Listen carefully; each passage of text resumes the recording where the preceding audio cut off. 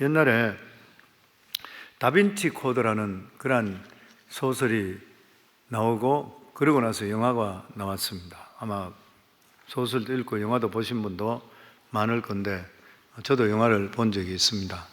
그런데 이 영화가 나오고 나서 그 소설이 나오고 굉장히 기독교계에 반기독교적인 영향을 많이 끼치고 좋지 않았던 그런 일이 있죠. 보면 배경이 최후의 만찬, 지금 오늘 설교에 나오는 곧 이어서 계속적으로 유다의 배반 그리고 최후의 만찬, 이것들이 나오고 있는 그런 내용인데, 그 그림에 보면은 이제 그 12제자와 그리고 예수님 나오는데 중앙에 계신 분이 예수님이죠. 그런데 이 예수님 외에 가장 눈에 첫 번째 띄는 사람이 누구냐 하면은 얼굴이 시커멓게 걸리고 돈주머니를 들고 있는 가룟 유다가 보입니다. 그러고 나서 또 사람 한 사람이 눈에 띄는데, 딴 사람들 다 수염이 있는데 수염이 없는 사람이 있어요. 요한이죠. 그때 나이가 아주 어렸으니까.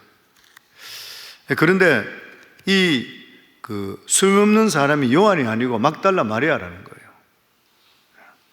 그래서 반기독교 정서를 부추겼습니다. 그런데 사실 이 그림 자체가 중세 때에 그 레오나르도 다빈치가 모델을 구해서, 그렇게 안 떨어가고 나서 모델을 구해서 그리는 그림입니다.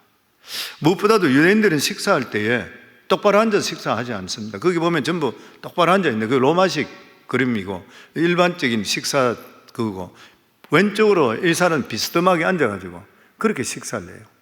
그러니까 옛날하고는 비교할 수가 없는 것이죠, 보면.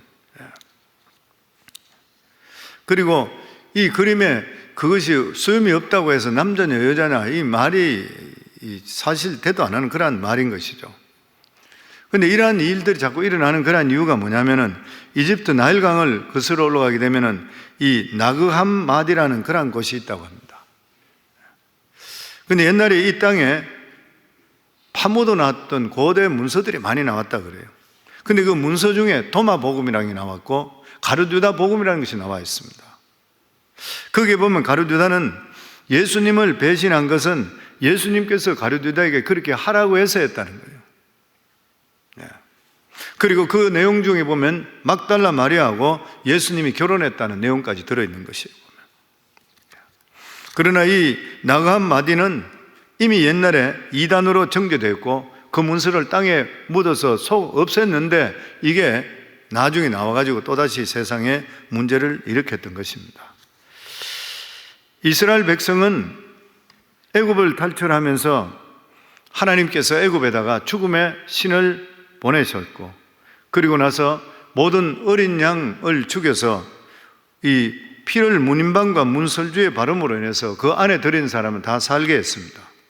그래서 매년 6월절이 되면은 이것을 기념해서 어린 양을 죽어서 6월절을 지켰습니다. 그런데 이제 더 이상 6월절 어린 양을 죽이는 일이 그만둘 때가 되었던 것이에요. 왜냐하면 어린 양의 실체이신 하나님의 아들 예수 그리스도께서 이 세상에 오셨기 때문입니다. 그래서 침례 요한이 예수님을 보자마자 했는 말이 무엇인 것이에요? 보라, 세상 죄를 지고 가는 어린 양을 보라. 하나님의 어린 양이로다. 지금까지 문설주에 발랐던 그 이스라엘 백성들을 살려줬던, 구원해줬던 이 어린 양이 바로 누구냐 하면 예수 그리스도시라. 이 한마디가 출애굽부터 무려 1500년 동안 지켜온 이스라엘 백성들이 풀지 못했던 그러한 비밀을 푸는 말씀이었습니다. 우리 인간은 죄로 말미암아 죽을 수밖에 없습니다. 거룩하신 하나님의 설자가 아무도 없는 것이에요. 우리 인간은 모두 다 죽어야 되는 것이에요. 우리 인간이 살 수 있는 유일한 길은 뭐냐면은 우리 죄를 대속해서 누군가가 대신 죽어줘야 되는 거예요. 그런데 우리 인간은 죄인이기 때문에 누구를 대신해가 죽는다 하더라도 역시 죄인이 죽기 때문에 구원받을 수가 없는 것이에요. 그래서 죄가 없으신 하나님께서 자기 아들 예수 그리스도를 이 세상에 보내주시고 우리의 죄를 죄 없으신 예수 그리스도가 대신 전이받아서 죽게 만들으셨던 것이에요. 그래서 예수 그리스도 십자가에 못 박혀 죽으신 것이 내 죄를 위해서 죽으셨다고 믿을 때에, 하늘나라 법으로 볼 때에 우리가 내 죄를 대신 짊어진 것을 믿기 때문에 하늘나라 법으로 죄가 없다고 인정하는 칭의 받는 거예요. 이게 법적인 용어로 justification입니다. 법적인 용어. 그러니까 법적으로 하늘나라 법으로 우리가 죄가 있는데도 불구하고 죄가 없다고 인정받는 것, 이게 칭의라는 거예요. 그 우리들은 누구냐? 용서받은 죄인인 거예요. 용서받은 죄인인 것이죠. 예수님은 이 세상에 오실 때에 우리 인간을 대속해 죽으시기 위해 오셨습니다. 세상에 무엇을 나타내고 명예를 나타내고 이런 걸 위해서 오신 것이 아닌 것이요, 인간의 죄를 대신 짊어지시고 저주를 받으시기 위해서 어린 양으로 오셔서 대신 죽으시고 피 흘리셔서 죽으셨습니다. 그래서 예수님 자신이 십자가에 죽으시기 전에 제자들에게 자신이 십자가에 죽는 것이 하나님의 뜻이라 그랬어요. 그리고 모든 인간의 죄를 대신하는 죽음이라는 것을 가르쳐 주시기 원했습니다. 그리고 또 하나는 예수님은 반드시 죽음에서 부활하셔서 제자들과 만날 것을 말씀해 주셨습니다.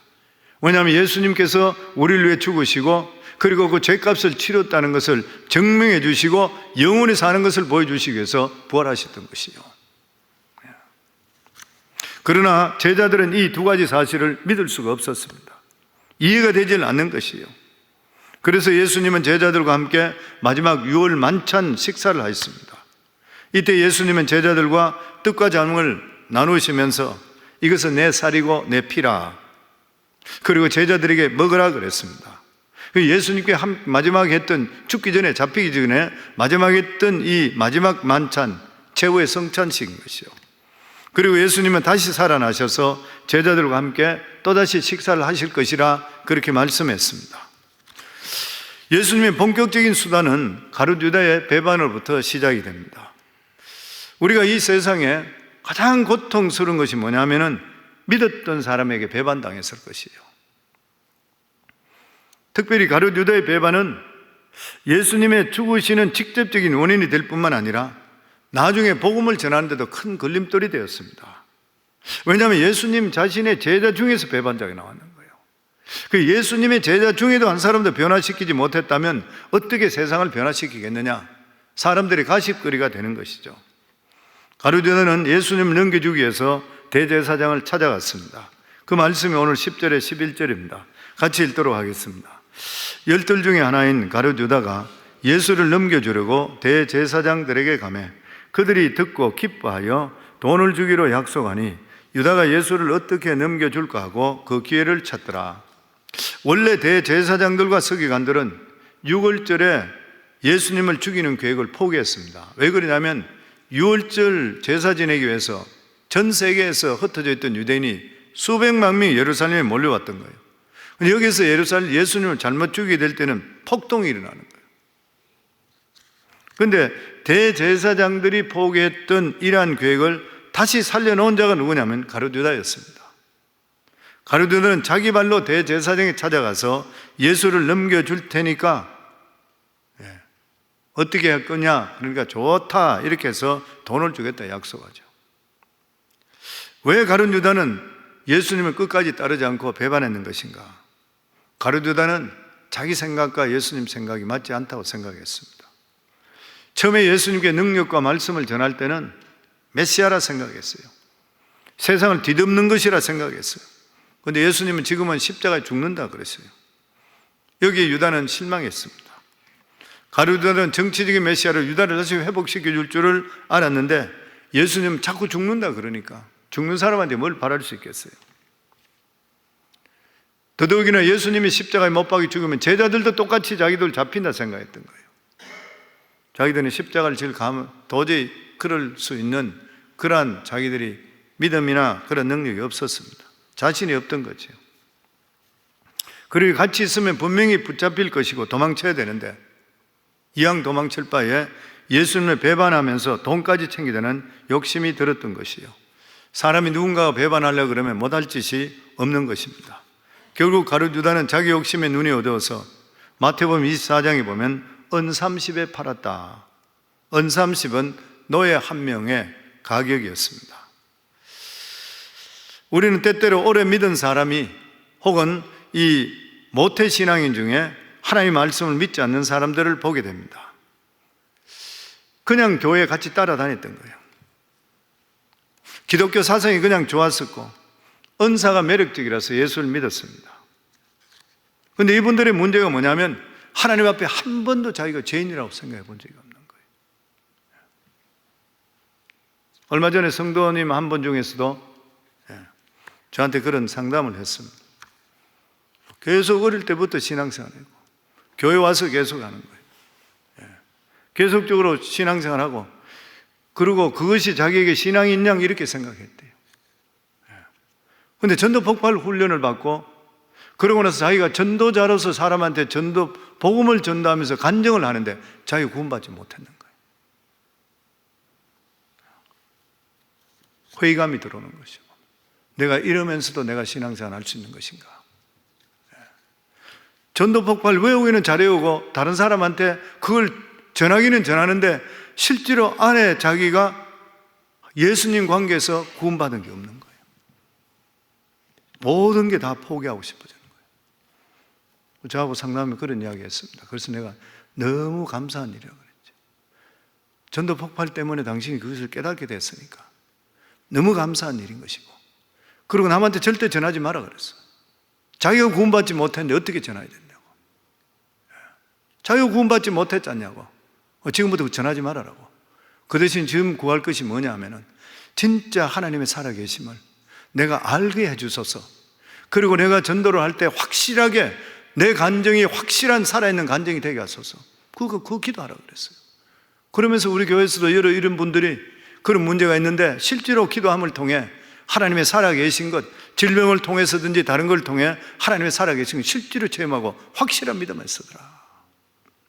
기독교인들에게 중요한 게 뭐예요? 하나님의 살아계신 걸 체험해야 되잖아요. 하나님은 정의 속에 하나님, 지식 속에 하나님이 아니라 오늘도 살아서 역사하시고 죽은 자를 살리시고 구원해 주시는 하나님이시잖아요. 이걸 알아야지 우리 삶 속에 어떤 문제가 있다 한다 하더라도 살아계신 하나님이 계시기 때문에 죽어도 좋습니다. 오늘 찬양 불렀듯이 천국에 대한 찬양. 죽으면 천국인 것이고 그렇지 않으면 이 세상 우리가 살아가는 삶 속에도 하나님의 섭리가 있다는 걸 믿기 때문에 원망불평하는 것이 아니라 하나님의 선한 뜻이 나를 통해 나타나게 하소서 이것을 이길 수 있도록 해주소서 합력의 선을 이룰 줄 믿습니다. 감사하는 삶을 살잖아요. 그보다 더 중요한 게 어디 있어요? 저는 우리 교회 신앙생활 쭉 하다 보니 어떤 때는 교회에 있는 목회자 사모인데도 불구하고 근심 걱정이 너무 많아. 모태신앙인인데 대화할 때도 보면 그렇게 걱정이 많아. 그거 제가 한번 불렀어요. 불러가지고 예수 믿는 내가 믿는데요, 구원받은 내가 구원받았대. 그래서 내가 예수 믿고 구원받았다 그러면 염려 걱정을 주님께 맡기라고 했는데 염려 걱정을 못 맡긴다 하는 것은 예수님을 못 믿기 때문에 그렇잖냐. 그래서 믿는 성도들도 이 세상에 살아갈 때에 과도하게 염려 걱정 많은 사람은 자기 구원을 제일 먼저 체크해야 됩니다.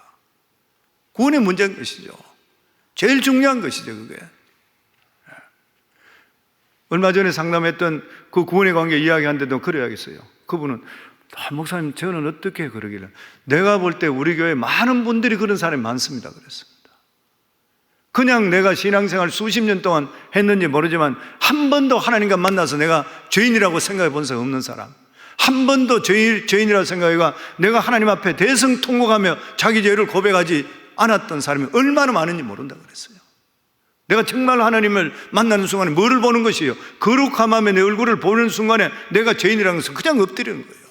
그거 모르면서 어떻게 해서 신앙생활을 수도 없이 오래 했다는데 불구하고 내 자신이 철저한 죄인이라는 걸 깨닫지 못하며 어떻게 내 자신이 하나님과 오른바른 관계를 맺었다 하는 것이에요.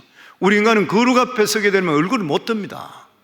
우리 죄를 들여다보기 때문에 가히 내가 가진 이 죄를 어떻게 하나님 앞에 서서 나는 이 정도면 괜찮습니다 할 사람이 누가 있어요?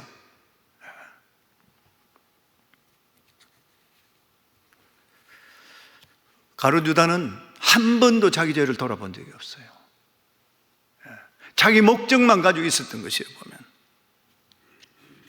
그렇기 때문에 가룟 유다는 십자가를 예수님이 지게 되면은 그 제자들도 전다고 생각하니까 자기는 도저히 자신이 없는 거예요. 인간적으로 볼 때 가룟유다는 배고프고 힘든 가운데 예수님을 3년 반 동안 따라다녔던 의리파입니다. 그런데 십자가에서 자기도 죽을 자신이 없는 것이에요. 예수님께 제자들에게 누구든지 살고자 하는 자는 죽고 죽고자 하는 자는 산다는 말씀을 했는데, 가룟유다는 원래 말씀을 믿는 자가 아니었던 것이에요. 어디까지나 예수님 말씀은 참고 상황일 뿐인 것이고 내 판단이 옳다고 생각해요. 오늘날 수많은 교인들이 그렇습니다. 하나님 말씀할 때는 자기들이 받아들이다가 내가 실제로 무슨 일을 할 때는 참고 상황이지 그 말씀대로 안 사는 거예요. 그러니까 실패하는 것이에요. 그러니까 예수 믿는데도 불구하고 망하는 것이에요. 보면은 이때가 유대인들에게는 유월절 양 잡는 날이었습니다. 유월절은 어떤 일이 있어도 양 잡는 날은 식사를 반드시 했습니다. 그러나 예수님 일행은 유월절 만찬 장소를 구하지를 못했습니다. 이때 제자들이 예수님께 묻습니다. 그게 12절부터 14절 말씀입니다. 같이 읽겠습니다. 무교절의 첫날 곧 유월절 양 잡는 날에 제자들이 예수께 여짜오되 우리가 어디로 가서 선생님께서 유월절 음식을 잡수시게 준비하기를 원하시나이까 하며, 예수께 제자 중에 둘을 보내시며 이르시되 성내로 들어가라.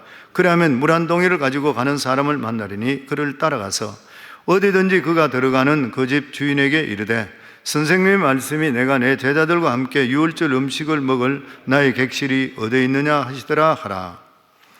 유월절 양을 어디서 준비하면 좋겠느냐는 제자들의 질문이, 예수님은 제자들을 예루살렘 안에 보내면서 물동이를 들고 가는 남자를 보면 따라가라. 그 당시에 남자가 물동이를 가져가는 사람은 극히 드문 일이었다 그래요. 근데 제자들은 그 말씀을 듣고 예루살렘 안에 들어가니까 그런 남자가 실제로 물동이를 들고 가는 게 보이는 거예요. 따라가는 것이죠. 무슨 말이에요? 예수님께서는 1초의 차이도 없이 정확한 시간에 정확하게 만날 수 있도록 만들어줬습니다. 이 모든 것을 예수님이 다 알고 계시는 것이에요. 그러니까 두 제자가 예루살렘 성 안에서 물동이를 가지고 들고 가는 그 남자를 만날 확률은 미리 시간과 약속 장소를 정하지 않고는 절대로 맞출 수가 없어요. 조금만 빗나가더라도 만날 수가 없는 것입니다. 그런데 예수님 정확하게 알고 있었던 거예요. 이것을 볼 때 유월절을 지낼 다락방도 이미 준비되어 있다는 것이에요. 당시 유월절에는 수많은 사람들이 예루살렘에 몰려들어오기 때문에 방 잡는 것이 하늘의 별 따기같이 어려웠습니다. 우리가 잘 알고 있듯이 호적을 하러 왔던 요셉과 마리아도 방을 구하지 못했기 때문에 애를 구유에 넣게 됐잖아요. 이것만 보더라도 알 수가 있게 되는 것입니다. 그런데 우리가 이 말씀을 보면서 이렇게 정확하게 맞춰주는 걸 볼 때는 뭐냐면, 우리 믿음의 사람들은 하나님께 택해 주시기 때문에 우리가 믿음으로 살기로 작정하게 되면은 하나님께서는 우리의 소원을 들으시고 정확한 시간에 정확하게 모든 것을 예배해 놓으시는 하나님이세요. 이거 믿으셔야 돼요. 이러한 믿음을 우리가 가지게 되면은 세상을 살아갈 때 담대해집니다. 담대해지는 것이죠. 왜냐하면 살리시는 분도 하나님이시요 죽이시는 분도 하나님이신 거예요. 아멘. 하나님께서는 우리를 택하셨으면, 그리고 사명을 주셨으면 그 예정을 이루기 전까지는 죽고 싶어도 못 죽어요. 그런 감정 많이 들어요. 보면 성경, 우리 죽고 싶다고 마음대로 죽나요? 자기가 목매에 단다고 죽습니까? 줄이 떨어져서라도 살아요. 보면 하나님의 뜻이 아닌 것 같으면 살게 되어 있는 것이요. 잘 아는 이야기입니다. 미국의 루즈벨트 대통령 생애 속에 재미있는 일이 있습니다. 루즈벨트 대통령은 소마비로 인해서 다리를 절었던 그러한 분입니다. 그런데 거기다가 극단적인 원시고 극단적인 근시였던 거예요. 멀리도 안 보이고 가까이도 안 보이는 거예요. 그래서 안경이 2개가 필요했대요. 요즘 같으면 뭐 프로그레시브 렌즈든지 이런 게 있을 수 있겠지만 옛날만 하더라도 그런 게 없게 되니까 안경을 2개를 가지고 있었어요. 멀리 보기 위해서는 멀리 보는 안경, 가까이 보기 위해서는 근시 안경이 필요했던 것이에요. 그래서 강철로 만들었던 안경집을 항상 넣어서 멀리 볼 때는 멀리 보는 안경 끼고 있고, 또 그를 봐야 되는 것은 또 그걸 집어넣고 또 가까이 봐야 되고, 항상 두 개를 가지고 있어요. 항상 그는 불평을 했답니다. 하나님, 수많은 사람들이 안경을 안 끼고 사는데 나는 안경을 끼더라도 어떻게 하나도 아니고 두 개를 이렇게 끼야 됩니까? 멀리 보는 거 또 끼야 되고 가까이 볼 때 또 끼야 되고 두꺼운 이 철박스를 포켓에 넣고 다니까 귀찮기가 한이 없습니다. 그런데 그가 대통령 선거할 때 마지막 정치 설교를 어디서 했냐면은 미로키시에서 연설하는데 바로 앞에서 슈랭크라는 남자가 권총을 들고 가슴에다 총을 쏴버렸어요. 온 군중들이 경악을 했습니다. 폭발음과 함께 총알은 정확하게 심장에 맞았어요. 가슴에 그대로. 경호원들이 둘러싸고 대통령을 끌어내리는데 대통령이 경호원 속에서 제껴버리고 그 자리에 일어났습니다. 그러고 끝까지 연설을 했던 것이에요. 사람들은 놀라고 초인이라고 그랬어요. 저 사람은 사람이 아니라고 그랬던 거예요. 세상에 권총을 가슴에 정통으로 맞고도 어떻게 살아서 저렇게 연설할 수 있나? 연설이 끝나고 나서 병원에 갔는데 옷을 벗겨 보니까 그 맞았던 총알이 포켓에 들어있더래. 이 맞으면서 총이 강철 안경집에 맞아서 그게 옆 그 포켓으로 들어가는 거예요. 불평했던 안경 방스가 강철로 만들어졌기 때문에 이 박스를 때리면서 알이 뚫고 들어가질 못하고 그리고 옆에 파켓이 들어가 버렸습니다. 그때서야 루즈벨트는 하나님께 감사했다고 그래요. 하나님, 내가 원시와 건시가 되어 안경을 바꾸어 끼고 안경통을 포켓에 넣어야 된다고 불평했는데 하나님께서 나를 살리려고 미리 예비하셨군요. 결국 하나님께서는 그의 생명을 살리기 위해서 미리 예정하시고 예비하시고 그를 통해 제2차 세계대전을 승리로 이끌게 되고 미국을 다시 부흥시켰던 그러한 대통령이 되었던 것이에요. 하나님께서 우리가 그리스도로 말미암아, 그래서 우리 교회에서도 주장하고 어느 목회자든 똑같다고 생각합니다. 어느 목회자든 똑같은 게 뭐냐면 내가 하나님 관계 속에 실제로 하나님 자녀된 것인가? 내가 실제로 구원받은 것인가? 하나님의 자녀된 것인가? 그렇다면 아버지께서 우리 삶을 책임져요. 무슨 일이 있다 하더라도. 그래서 하나님의 예정을 알게 될 때는 우리는 담대해지는 것이에요. 하나님께서 내 인생을 택했으니까 하나님께 내 인생 책임져 줄 것이라. 그래서 그런 마음을 가지고 계시면 내 앞길에 암한 험한 줄령이 있다 한다 하더라도, 홍해수가 막히고 그리고 또한 애굽의 군대가 쳐들어온 일이 있다 하더라도 하나님께서 방책을 마련해 오셨다. 나는 모르지만 담대해질 수 있는 거예요.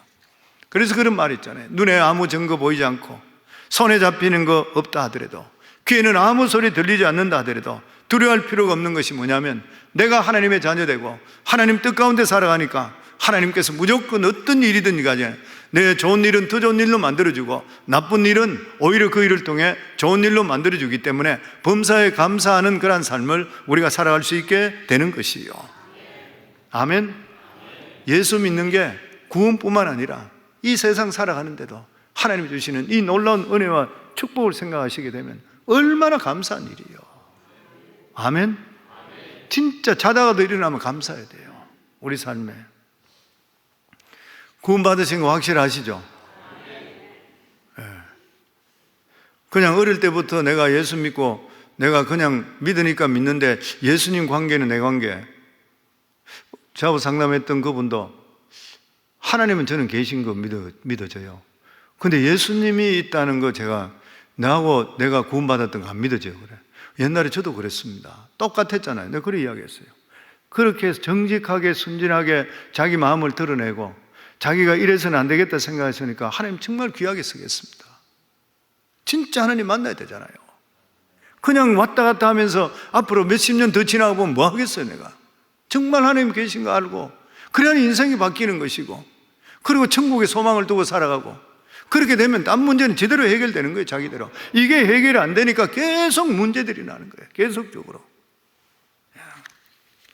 17절과 18절입니다. 같이 읽겠습니다.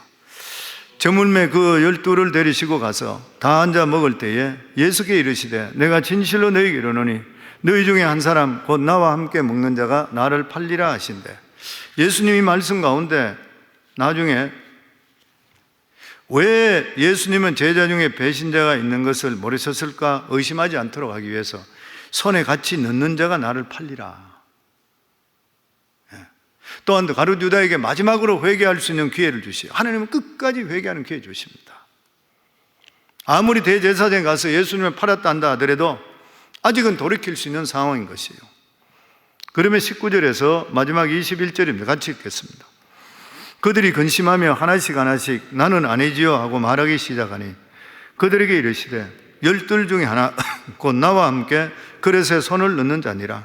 인자는 자기에 대하여 기록된 대로 가거니와 인자를 파는 그 사람에게는 화가 있으리로다. 그 사람은 차라리 나지 아니하였더라면 자기에게 좋을 뻔하였느니라 하시니라. 예수님이 제자들에게 너희 중에 나를 팔 자가 있다 그러니까 제자들이 걱정이 돼서 나는 아니지요 여기 지금 보면 하나씩 나는 아니지요 이렇게 말한대. 그러니까 예수님께 너희 중에 팔 자가 있다 식사하시면서 그게 전부 걱정인 거예요. 나는 아니지요. 근데 우리가 실제로 믿음이 있다 그러고 상식적으로 생각할 때는 만약 그런 말을 너희 중에 나를 팔 자가 있다 그러면은 제자들이 반응이 어때야 됩니까? 예수님, 그런 놈이 어디 있습니까? 세상에 예수님을 배반할 자가 누가 있습니까? 어느 놈입니까? 대간절 이래야 되는데 제자들이 모두 다가 나는 아니지요. 영적으로 바닥에 떨어져 있는 상태예요. 모두 다가 전부 신앙에 자신이 없는 것입니다. 그래서 예수님이 얼마나 구체적으로 말씀하시는가 하면 자기와 함께 손을 넣는 자가 그릇에 손을 넣는 자가 예수님을 팔 것이라. 그러면서 하시는 말씀이 예수님은 자신에 대한 모든 것들이 성경대로 되지만 십자가에 못 박혀 죽으시지만 자기를 판 자 가룟 유다는 차라리 태어나지 않는 편이 더 나을 것이라. 왜냐하면 영원한 지옥 심판이 있기 때문에. 그런데 사실 성도님들, 차라리 태어나지 않을 사람이 가룟 유다만일까요? 차라리 태어나지. 하나님을 모를 때는 모르지만 예수 그리스도의 십자가의 보혈을 통해 우리가 오직 길이요 진리요 생명 되신 그리스도 외에는 딴 길이 없고 우리 죄가 해결되지 않는다는 자는 영원히 심판에 이른다는 것을 알게 된다면 예수가 증거된데도 불구하고 믿지 않는 수많은 사람들이 태어나지를 말아야 되는 거예요. 그렇잖아요. 보면은 하나님 모르는 사람은 그래서 우리 주위의 중간에 우리 자식들이나 우리 형제들이나 친척들이나 중구 친구들 중에서 예수를 안 믿는데도 불구하고 내가 덤덤하게 전하지 않고 안타까워하지 않고 금식도 하지 않고 있다는 거 이해가 안 되는 이야기예요. 지옥 떨어지잖아요. 자식이 아무리 아이비리그 나가고 박사를 받고 의사가 되고 뭐 온갖 것을 다 했다 하더라도 예수 믿지 않으면 어떻게 돼요? 지옥 자식이잖아요. 지옥 자식입니다. 그 여기 말씀대로 차라리 가룟 유다 보고 태어나지 말아야 된다 했는데 가룟뿐만 아니라 누구든지 예수 그리스도를 모르고 죽는 자는 차라리 태어나지 말아야 돼요. 왜냐하면 지옥 가기 때문에 그런 거예요. 예수님은 유월절 양 잡는 날 식사하시면서 제자들이 아주 중요한 진리를 깨우쳐 주시기 위해서입니다. 차라리 태어나지 말아야 될 자들, 오직 유월절 어린 양 되는 예수 그리스도만 믿어야지, 예수 그리스도를 구세주로 모셔야지 우리 삶이 복된 삶이 되는 것을 말씀하고 있는 것이에요. 기독교는 절대 이론이고 사상이 아닌 것이에요. 기독교는 생명입니다. 우리가 예수 그리스도를 영접하고 예수 그리스도를 의지하게 되면 나는 사는 것이고 그렇지 않으면 죽음인 것이에요. 이게 어떻게 사상이고 이론이 될 수가 있는 것이에요. 받아들이면 살고 그렇지 않으면 죽는 것이에요. 가룟 유다는 예수님을 가장 가까이 따르고 있는데도 불구하고, 그리고 예수님과 함께 그릇에 손을 넣은데도 불구하고 그는 죄라는 것을 몰랐습니다. 차라리 나지 않을 뻔했으면 좋았을 것이라. 세상에 이만큼 불행한 사람은 없는 것이에요. 오늘도 우리 성도님들 이 말씀을 우리가 받으시고 주위에 있는 사람들, 내 자녀, 내 형제 자매, 그리고 내 부모, 주위 사람들 태어나지 말았으면 좋을 거. 오히려 그런 사람이 누군가 살펴볼 수가 있어야 됩니다. 가룟 유다는 첫 번째는 그가 고집 때문에 망했는 사람이고, 자기 생각대로 예수님이 하지 않았기 때문에 망했는 사람이고, 돈 때문에 망한 사람이고, 그리고 예수님의 경고를 끊임없이 무시했는 사람입니다. 요한복음 13장에 보면 예수님은 십자가에 죽으시기 전에 몇 번을 가룟유다에 경고했습니다. 대략 한 5번 정도로 경고했습니다. 예수님은 가룟유다의 마음을 알고 경고하고 또 경고했습니다. 불쌍히 여기는 마음으로 경고했던 거예요. 그럼에도 불구하고 무시했습니다. 우리들도 신앙생활 할 때 잘못 가고 있을 때에 하나님께는 직간접적으로 우리들에게 경고하십니다. 하나님의 말씀으로 혹은 강대상의 주의 종에 통해서, 아니면 이웃을 통해서, 아니면 질병을 통해서, 사업을 통해서, 환경을 통해서 우리에게 경고합니다. 우리 삶은 항상 민감해야 돼요. 경우에 따라 환경으로 경고하는 것이에요. 경고할 때 즉시 회개해야 되는 것입니까? 다윗은 나단 선지자가 경고할 때 즉시 회개했습니다. 죽을 사형에 처해질 사람이잖아요. 즉시 회개함을 통해 오히려 하나님 마음과 합한 자가 됐어요. 사울은 사무엘 선지자로부터 경고를 그리 많이 받은데도 불구하고 무시했으니 결국 망해버렸습니다. 경고에 즉시 회개하면 오히려 축복이 되고, 그렇지 않게 될 때는 망하는 것입니다. 사랑하는 성도님들, 오늘도 살아갈 때 신앙생활은 적당히 사는 게 절대 아니에요. 영적인 싸움인 것입니다. 우리가 싸워야 할 것은 천국 백성으로서 하나님 말씀과 믿음을 지키기 위해서 우리는 끊임없이 살아야 되는 것이고, 나와 지금 하나님 관계가, 그리고 나와 예수 그리스도 관계가 어떤 관계라는 것을 우리 자신들이 늘 깨닫고 자신을 돌아보고 믿음으로 정립되어 승리하기를 주의 이름으로 축원합니다.